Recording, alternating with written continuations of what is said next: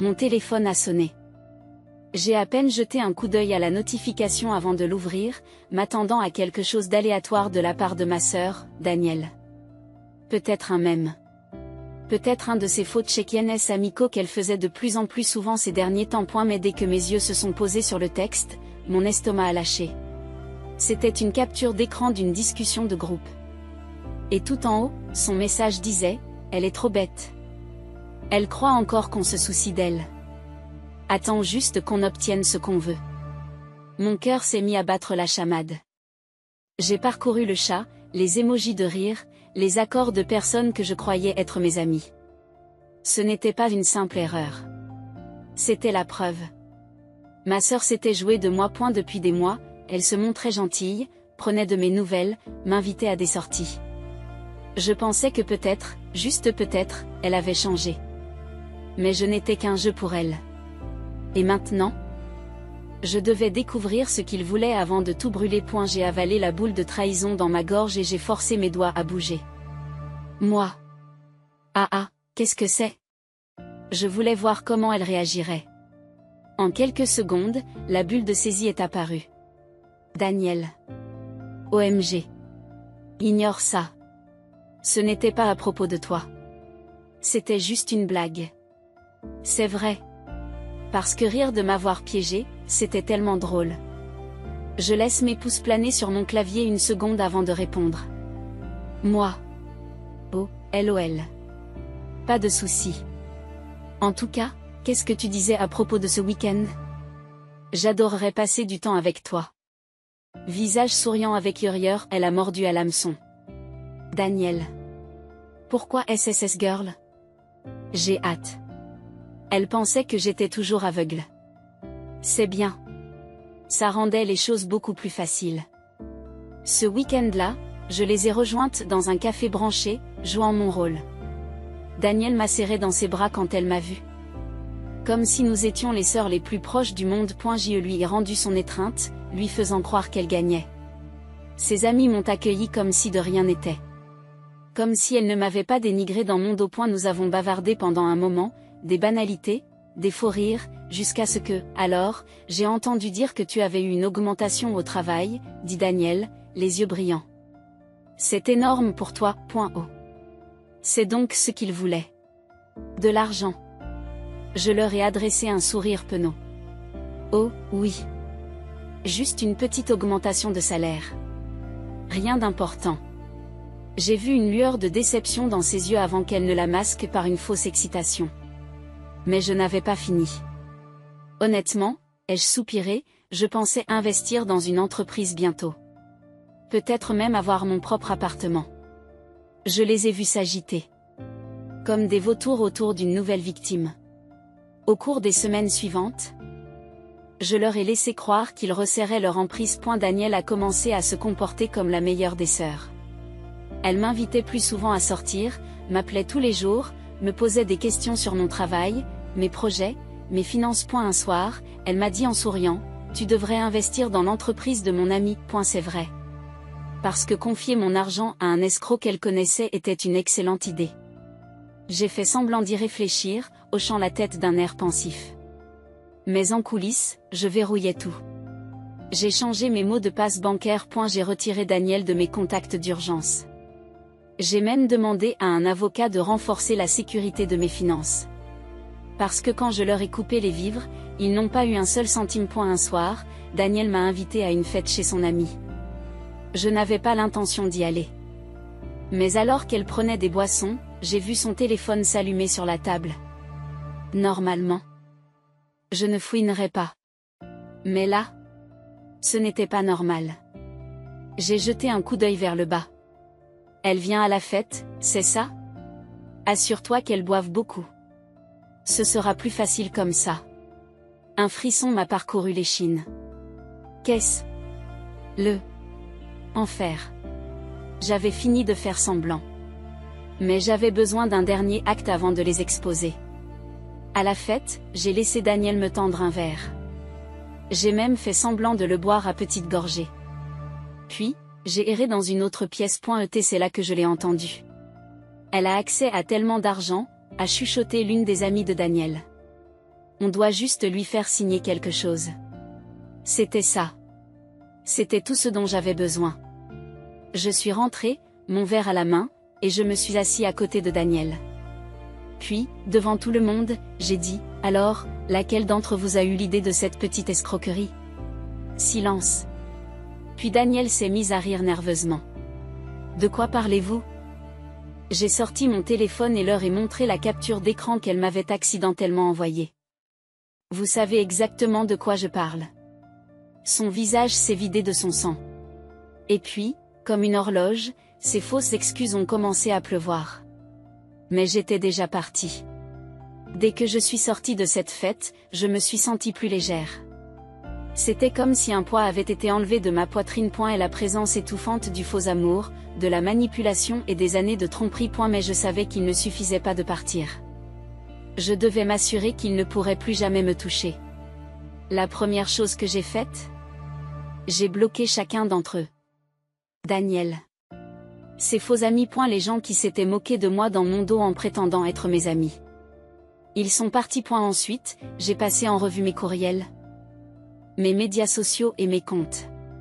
J'ai changé les mots de passe. J'ai mis à jour les questions de sécurité. J'ai supprimé toute trace de ma sœur, de tout ce à quoi elle avait accès.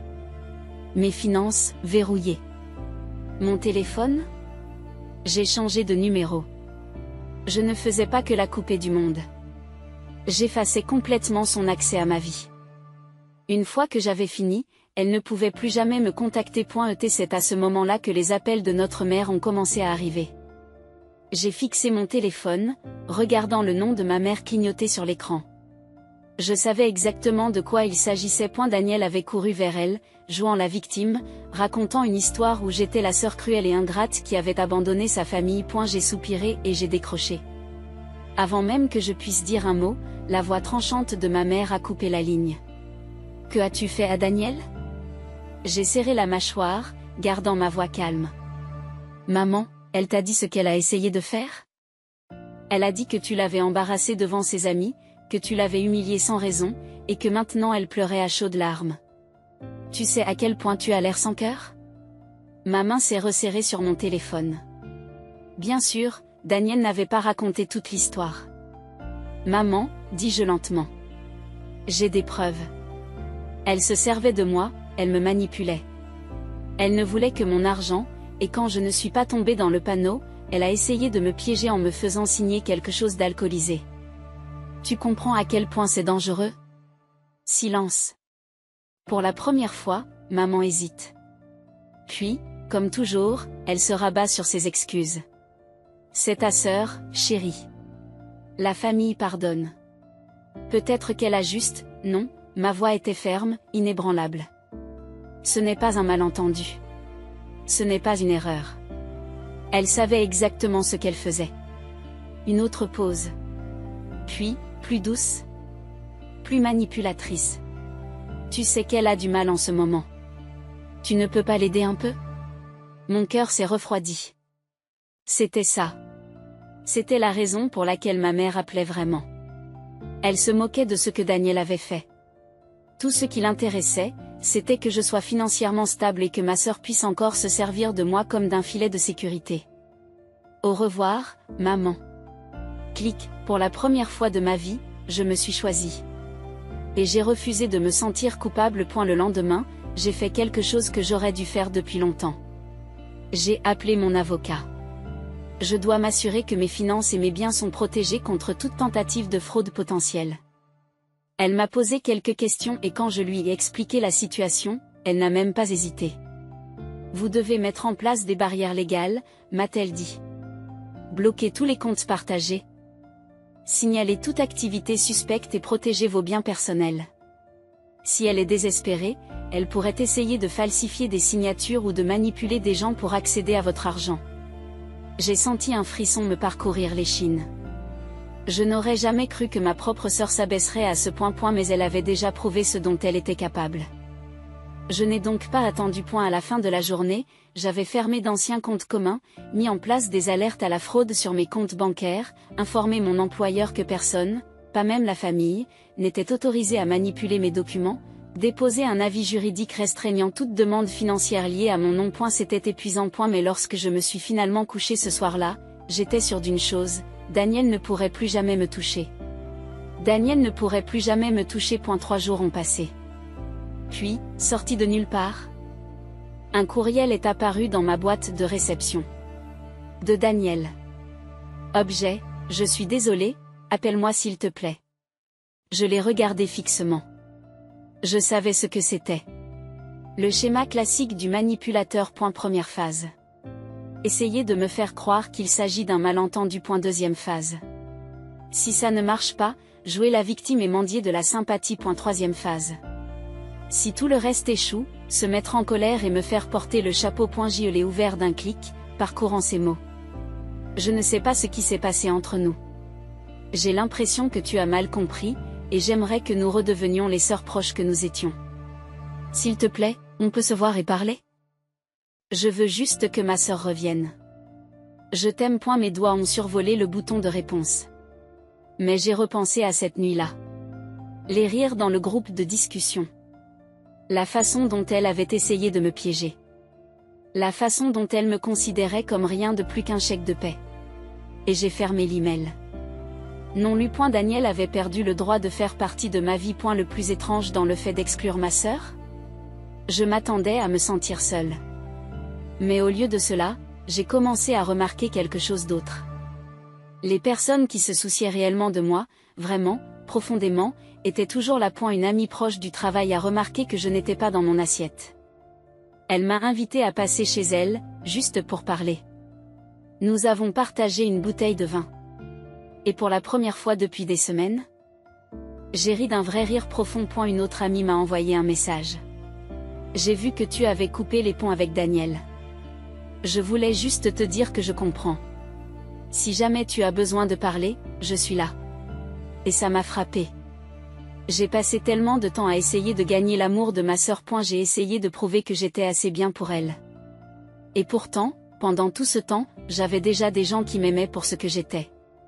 J'avais juste besoin de les choisir à la place. Le dernier message que j'ai reçu de Daniel est arrivé 2 semaines plus tard.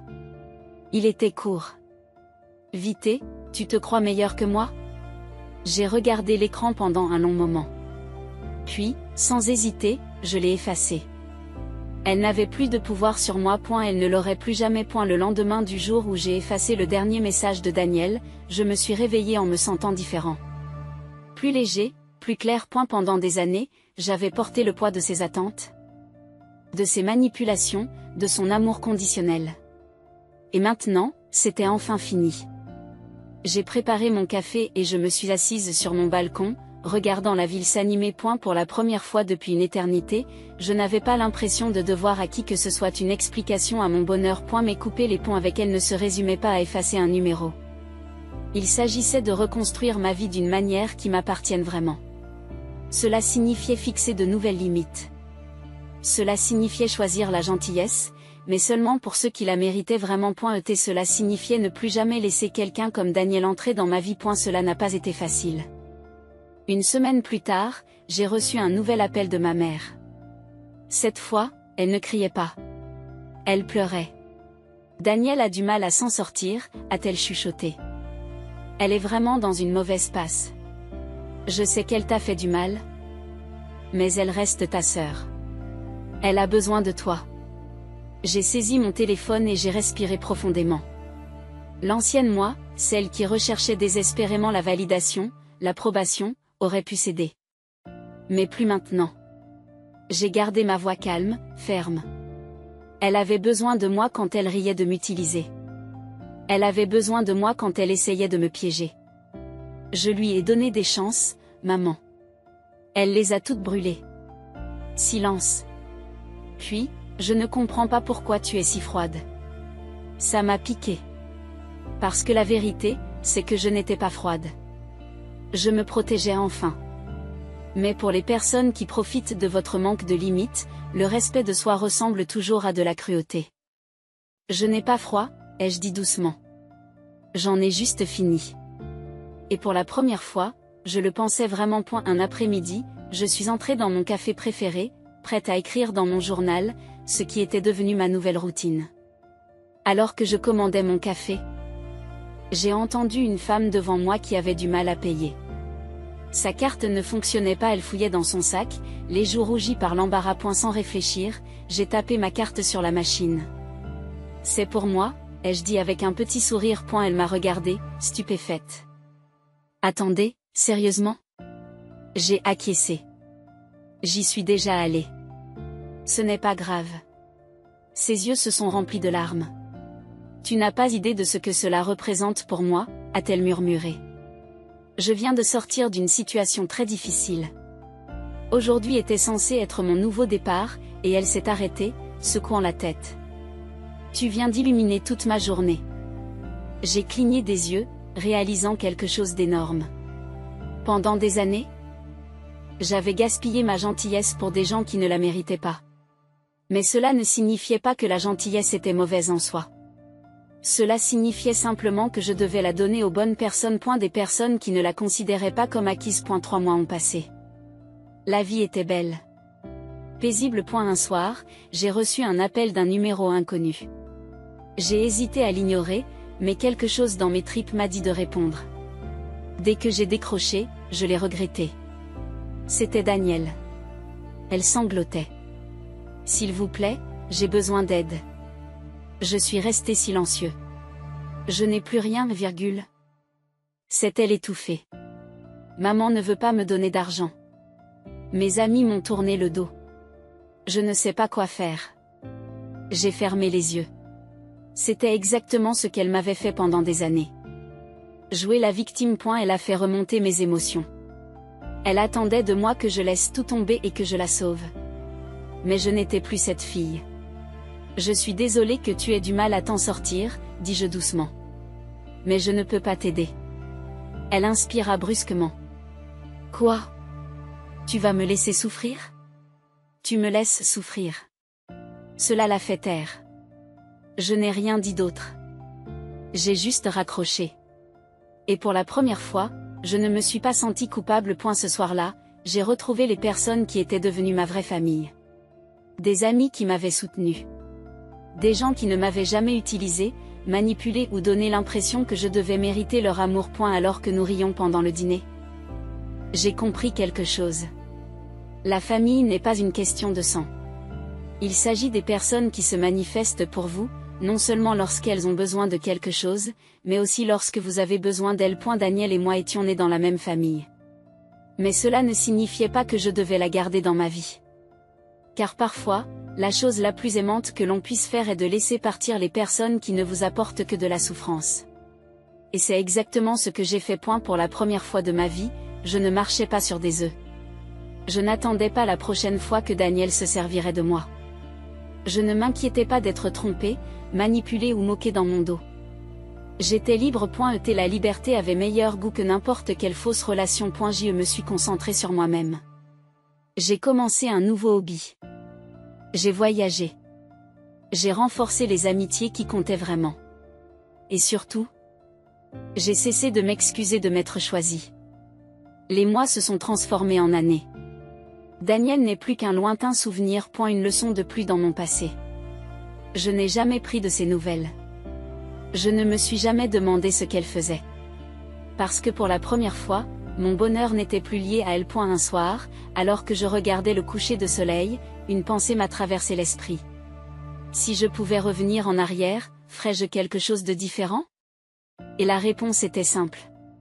Non. Parce que parfois, les personnes que vous pensez être censées vous aimer le plus sont en fait celles dont vous devez vous éloigner.